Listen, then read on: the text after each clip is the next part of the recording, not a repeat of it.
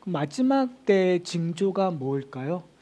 전쟁, 기근 이런 것들이 많이 일어난다고 성경에서는 기록되어 있습니다. 사람들이 무고하게 죽는 일도 많이 일어납니다.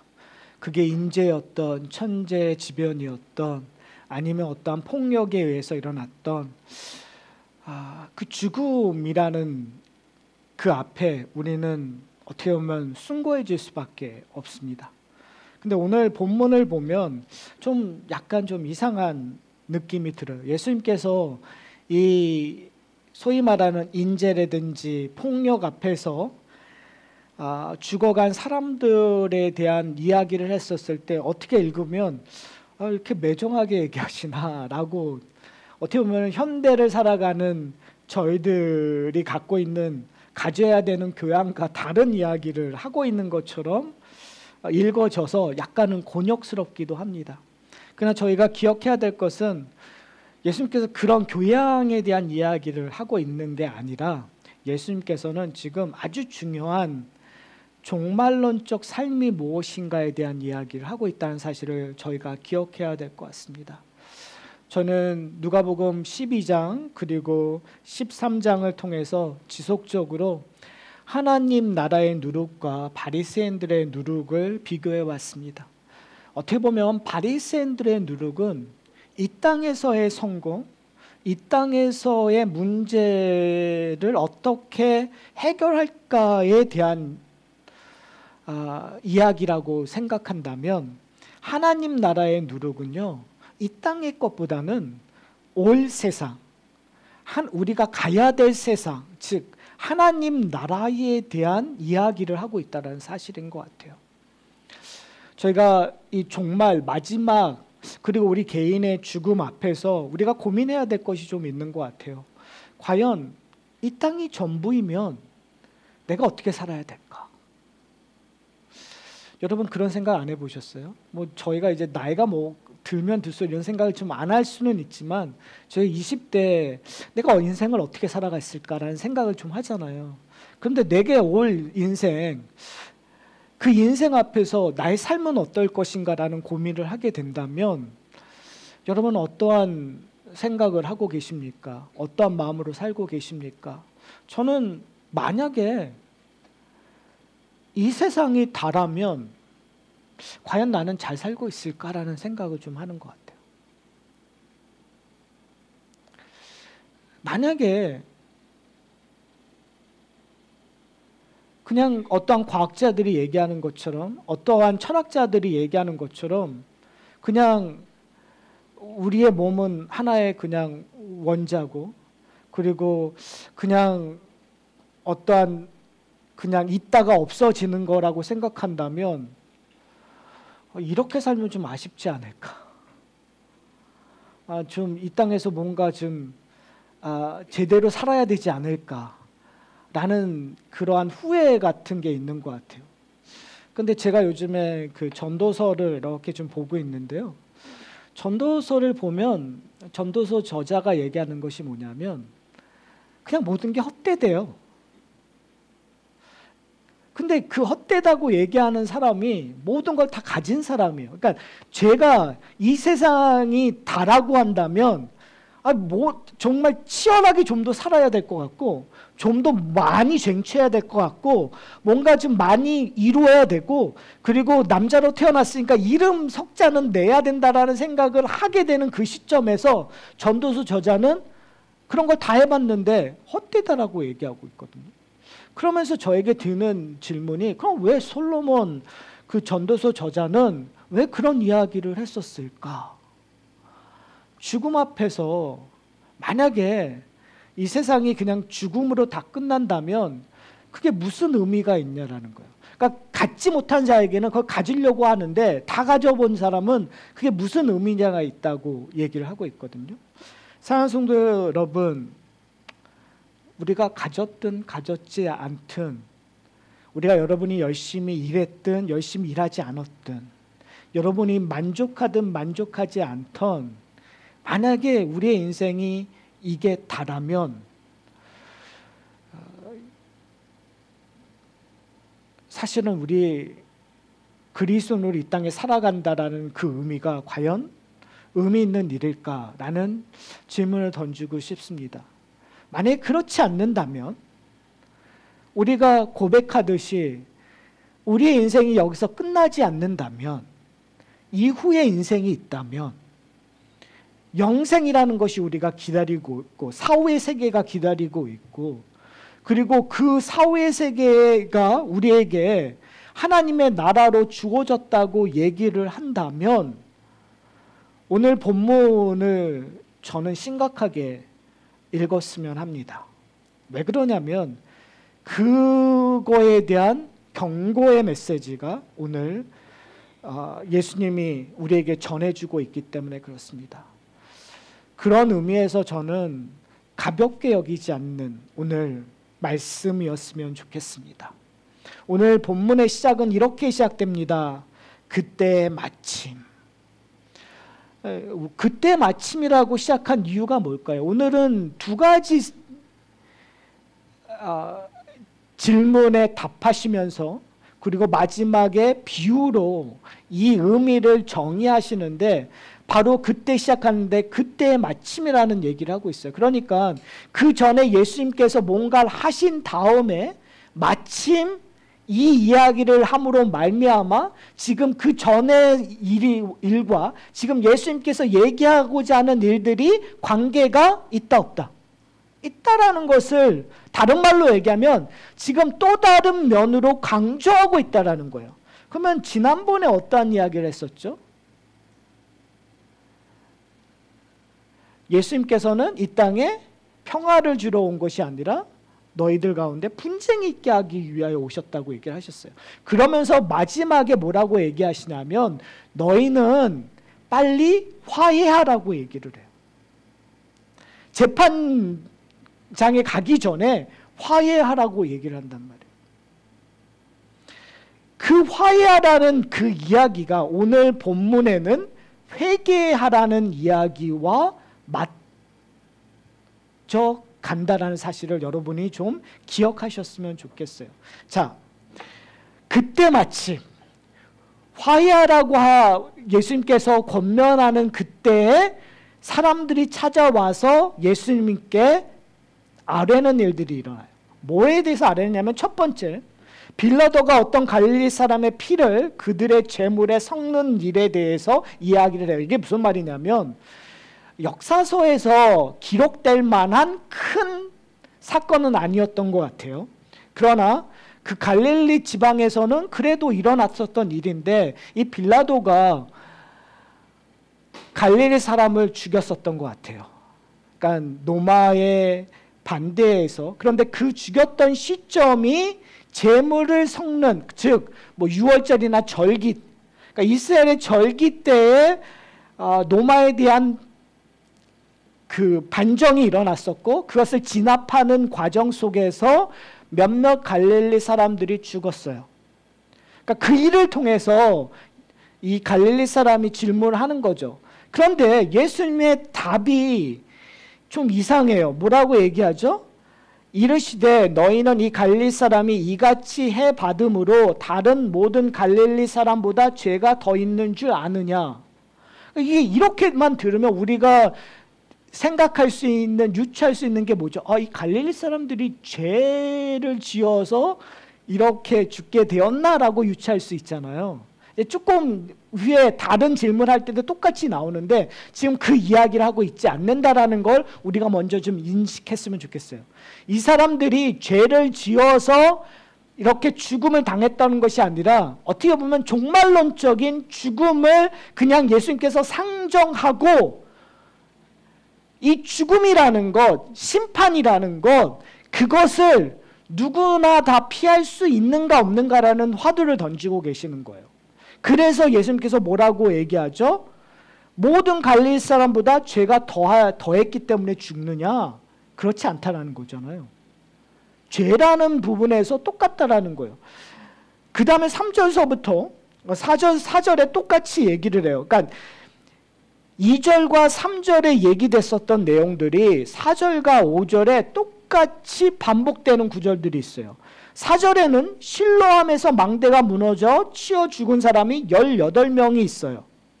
그런데 얘기하는 것이 뭐냐면 예루살렘에 거한 다른 모든 사람보다 죄가 더하는 줄 아느냐라고 얘기를 해요. 그러니까 예수님께서 똑같이 얘기하는 거예요. 자, 갈릴리에서 사람이 죽었어요. 예루살렘 실로암 망대에서 사람이 죽었어요. 근데 지금 예수님께서 사람이 죽었는데 그 사람이 죽은 이유가 다른 모든 사람, 갈릴리의 모든 사람, 예루살렘의 모든 사람보다 더 죄를 많이 지어서 이런 일들이 일어났느냐라는 반문을 던지는 거예요. 다른 말로 얘기하면 지금 현대에 지금 이 순간에도 수많은 사람들이 그러니까 죽어가요. 그때 우리가 어떻게 얘기하냐면 저 사람은 죄를 지어서 벌 받는 거야. 그러니까 우리도 모르는 사이에 인과응보, 인과율에 의해서 우리는 저 사람이 죽은 일들, 정말 인간이 상상할 수 없는 일들 통해서 하는 것들 뭔가 이유가 있겠지라고 생각을 한단 말이에요. 근데 예수님께서는 그렇지 않다라는 걸 얘기해요. 여러분 기억하십니까?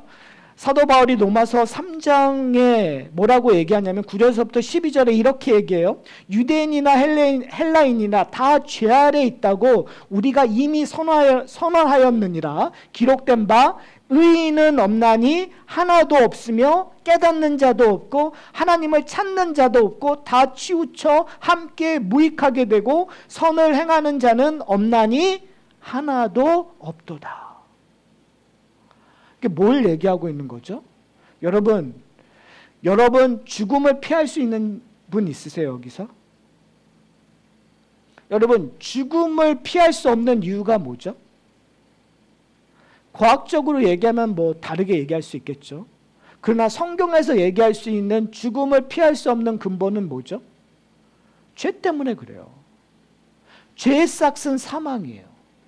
하나님의 의를 만족할 수 없는 사람들이 결과론적으로 드러나는 것이 뭐냐면 영원히 죽을 것이다.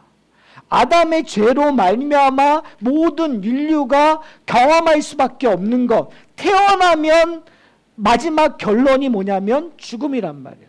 그러니까 우리의 인생은 결국은 끝을 향하여 갈 수밖에 없어요. 뭐요? 죽음을 향하여.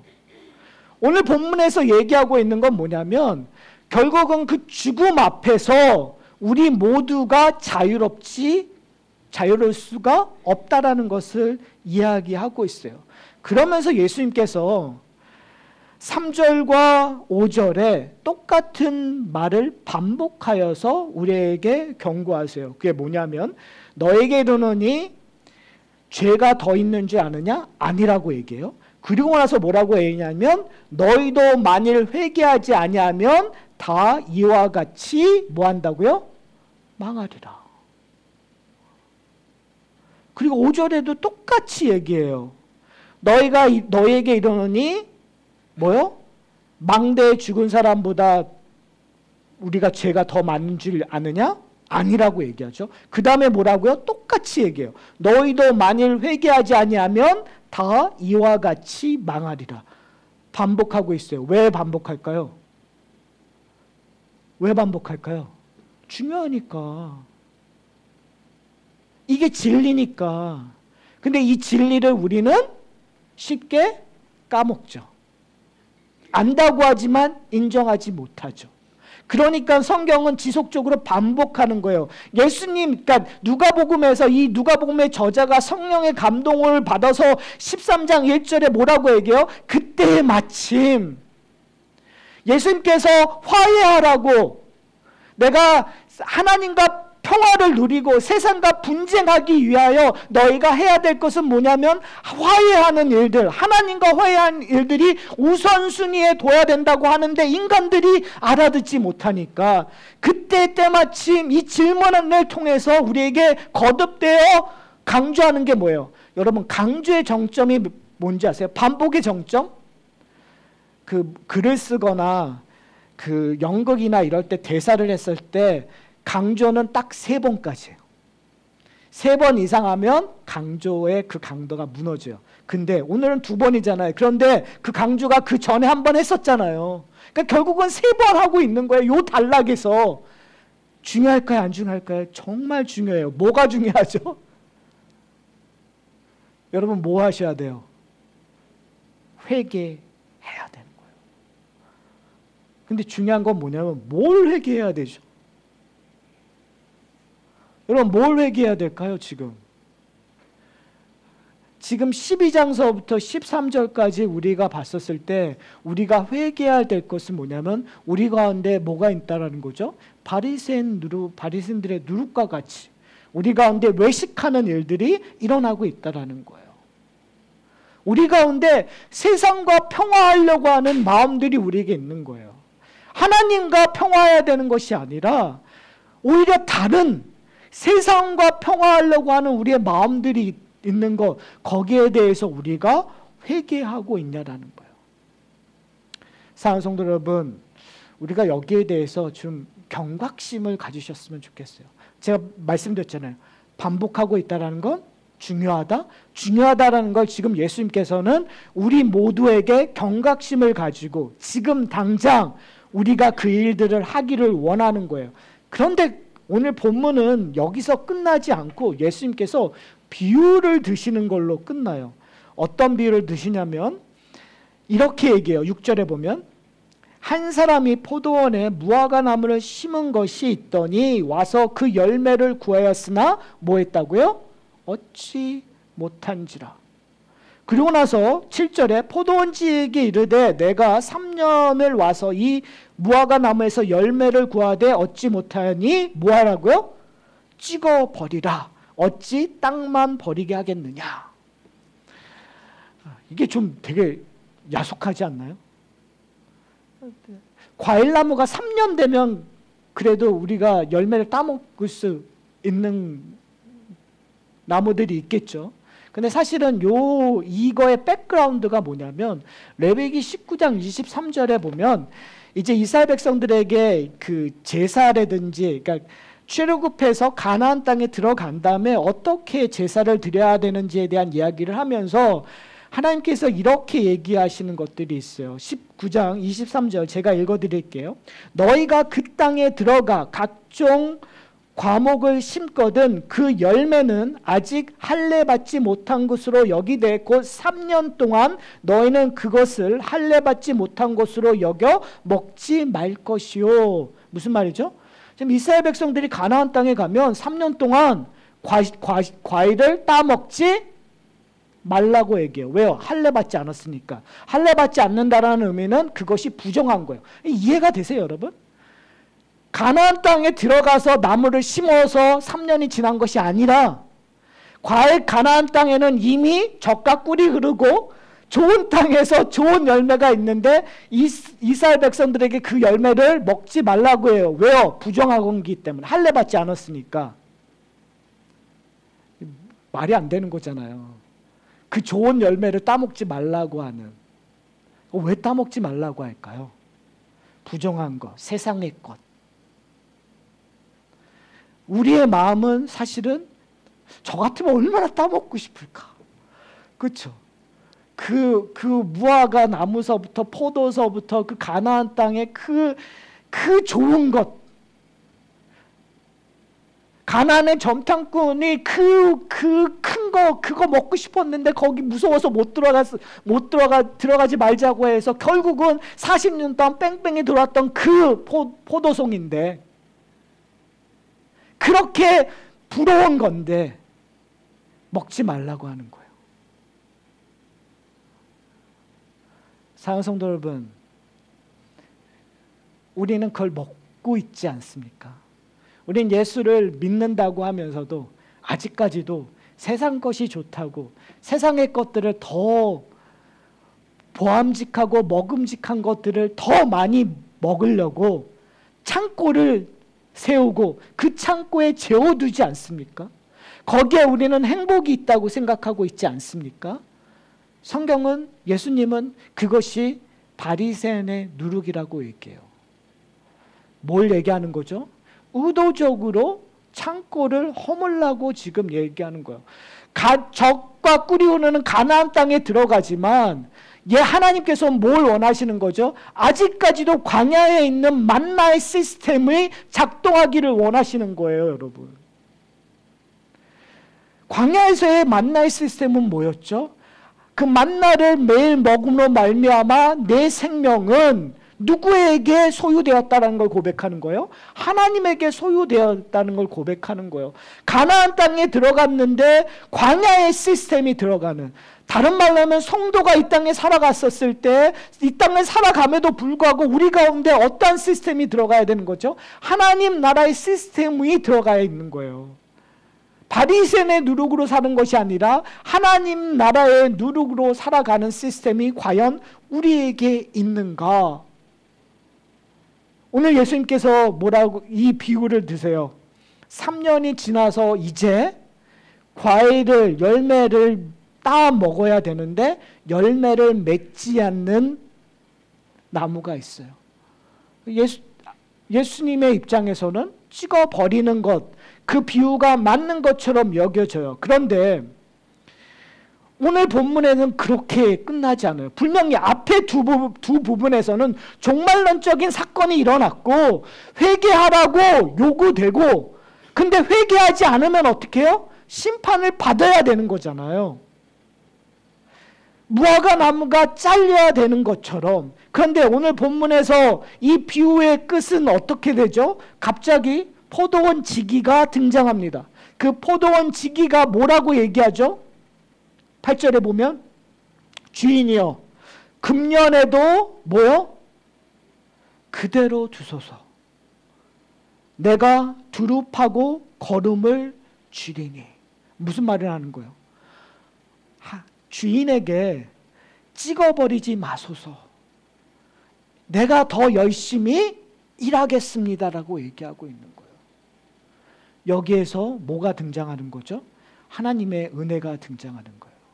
예수 그리스도가 우리의 포도원 지기가 되어서 우리가 받아야 될 그 모든 저주, 심판을 예수님께서 대신 받음으로 말미암아 우리가 받을 그 심판의 것들을 뭐요? 대속하시겠다라는 거. 그리고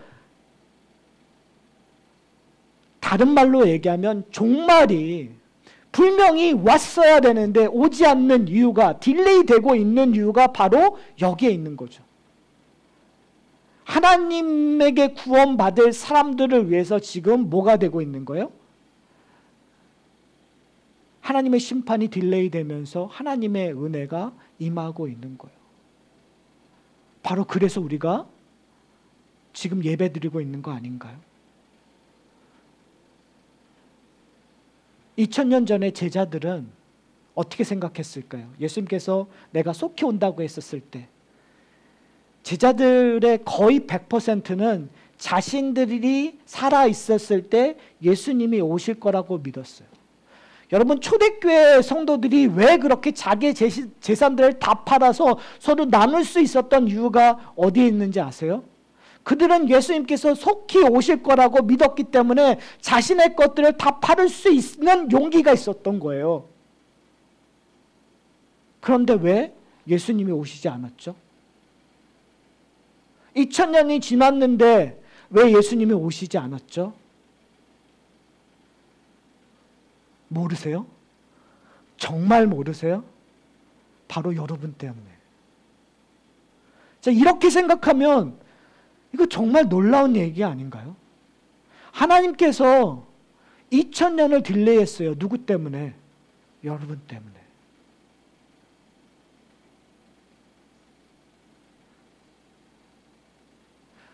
여러분을 구원하기 위해 2000년을 딜레이했고, 여러분에게 맡긴 자야, 여러분에게 맡겨놓은 자를 위해서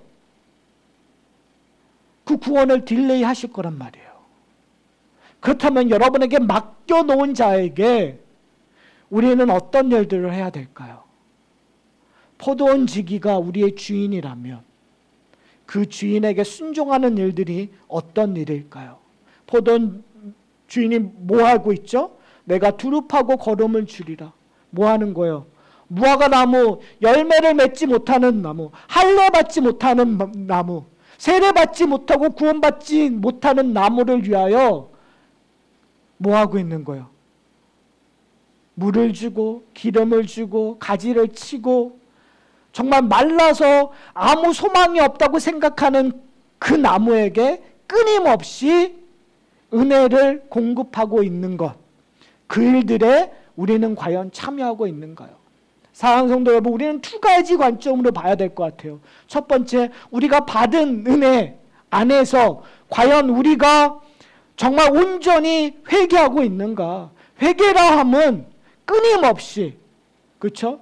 우리가 구원 받았으니까 그 구원의 시발점도 회개예요. 결국은 그 회개하시는 이가 하나님이시니까 예수 그리스도로 말미암아 우리가 하나님의 화평을 경험하고, 그리고 이 땅에 분쟁하는 것을 통해서 끊임없이 그 예수 그리스도의 구원이 완성될 때까지 우리는 두렵고 떨림으로 그 회개의 완성을 경험하는 거예요.